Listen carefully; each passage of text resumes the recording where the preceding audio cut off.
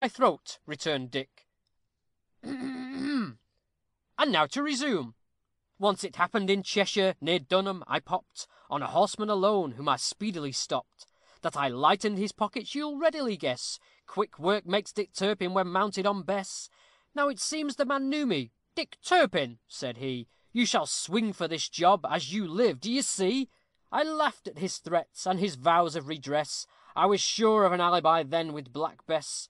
The road was a hollow, a sunken ravine, overshadowed completely by wood like a screen. I clambered the bank, and I needs must confess that one touch of the spur grazed the side of Black Bess.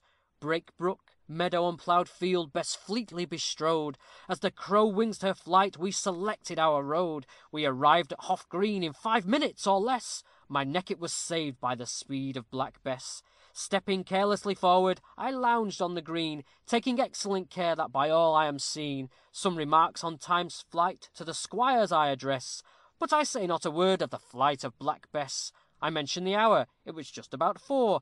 Play a rubber at bowls, think the danger is o'er, when athwart my next game, like a checkmate at chess, comes the horseman in search of the rider of Bess. What matter details? Off with triumph I came. He swears to the hour, and the squires swear the same. I have robbed him at 4, while at 4, they profess, I was quietly bowling. All thanks to Black Bess. Then one halloo, boys, one loud cheering halloo, to the swiftest of coursers, the gallant, the true, for the sportsman unborn shall the memory bless of the horse of the highwayman, bonny Black Bess.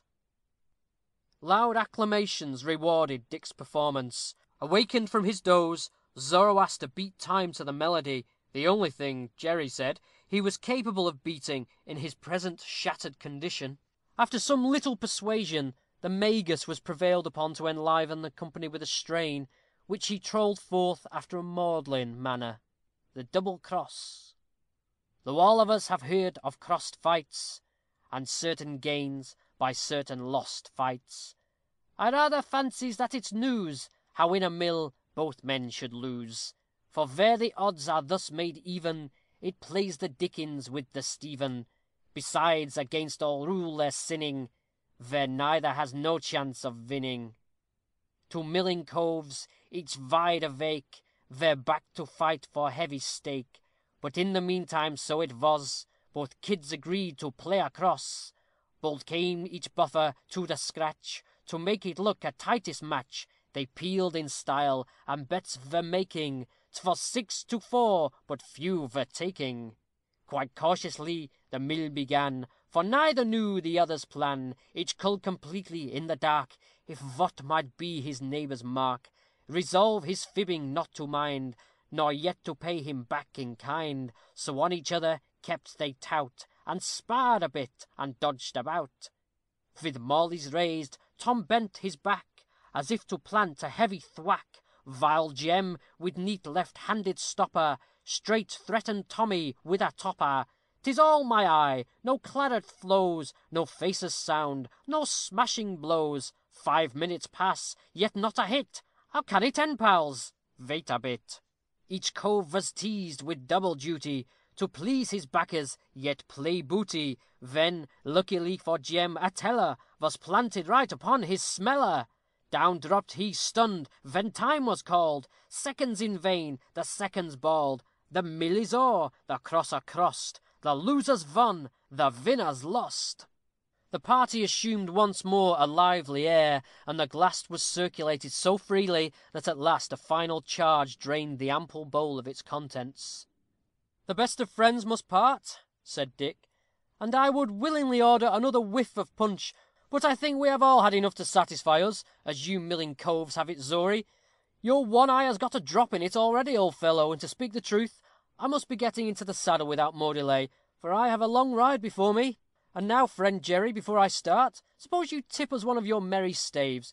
We haven't heard your pipe to-day, and never a cross cove of us can throw off so prime a chant as yourself. A song, a song." "Ay, a song," reiterated King and the Magus. "You do me too much honour, Gemman," said Jerry, modestly taking a pinch of snuff. "I am sure I shall be most happy. My chants are all of a sort. You must make all due allowances." And clearing his throat, he forthwith warbled the modern Greek. Ahem! Come, gem and name, and make your game. See, round the ball is spinning. Black, red, or blue, the colours view. Un, deux, cinq, 'tis beginning. Then make your game, the colour name, while round the ball is spinning. This sleight of hand my flat shall land, while covered in my bonnet. I plant my ball, and boldly call, come make your game upon it. Thus rat-a-tat, I land my flat. 'Tis black, not red, is winning. At gay roulette was never met a lance like mine for bleeding. I'm ne'er at fault, at nothing halt, all other legs preceding. To all awake, I never shake a mag unless I nip it. Blind hookey sees how well I sneeze the well-packed cards in shuffling. Ecarte whist I never missed, and nick the broads while ruffling. Mogul or loo, the same I do, I am down to trumps as trip it. French hazard ta'en, I nick the main, was ne'er so prime a caster. No crabs for me, I'm fly, d'ye see, the bank shall change its master. 7, quatre, trois, the stakes are high, 10 mains are mine, pals. At rouge et noir, you hell it quire, I make no bones of stripping. One glorious coup for me shall do, while they may deal each pippin. Trente-un après, ne'er clogs my way, the game's divine, pals. At billiards set, I make my bet, I'll score and win the rub, pals. I'll miss my cue, my hazard too, but yet my foe I'll drub, pals. That cannon twist I ne'er had missed, unless to suit my views, pals. To make all right, the match look tight, this trick, you know, is done, pals. But now be gay, I'll show my play. Hurrah! The game is won, pals.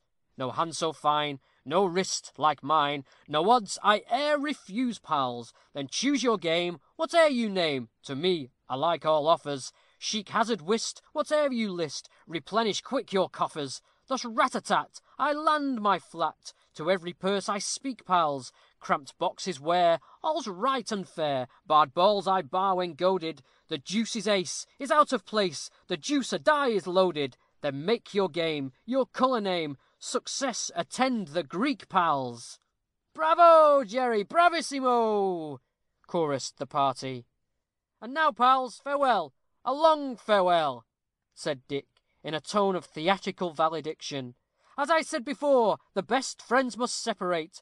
May we soon meet again, or we now may part forever. We cannot command our luck, but we may make the best of the span allotted to us. You have your game to play, I have mine. May each of us meet with the success he deserves. Egad, I hope not, said King. I'm afraid, in that case, the chances will be against us. Well, then, the success we anticipate, if you prefer it, rejoined Dick. I have only to observe one thing more, namely, that I must insist upon standing Sam upon the present occupation. Not a word, I won't hear a syllable. Landlord, I say, what-o? Continued Dick, stepping out of the arbour. Here, my old admiral of the White, what's the reckoning? What's to pay, I say? Let ye know directly, sir, replied mine host of the Falstaff. Order my horse, the black mare, added Dick. And mine, said King, the sorrel colt. I'll ride with you a mile or two on the road, Dick. Perhaps we may stumble upon something. Very likely. We meet at 12, at D'Osindars, Jerry, said King, if nothing happens. Agreed, responded Juniper. What say you to a rubber of bulls in the meantime? Said the Magus, taking his everlasting pipe from his lips. Jerry nodded acquiescence, and while they went in search of the implements of the game, Turpin and King sauntered gently on the green. It was a delicious evening. The sun was slowly declining, and glowed like a ball of fire amid the thick foliage of a neighbouring elm. Whether, like the robber Moor, Tom King was touched by this glorious sunset, we pretend not to determine.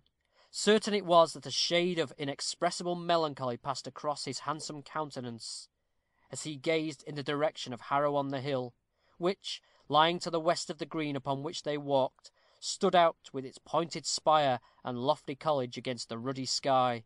He spoke not, but Dick noticed the passing emotion. What ails you, Tom? said he, with much kindness of manner. Are you not well, lad? Yes, I am well enough, said King. I know not what came over me, but looking at Harrow, I thought of my school days, and what I was then, and that bright prospect reminded me of my boyish hopes. Tut, tut, said Dick. This is idle. You're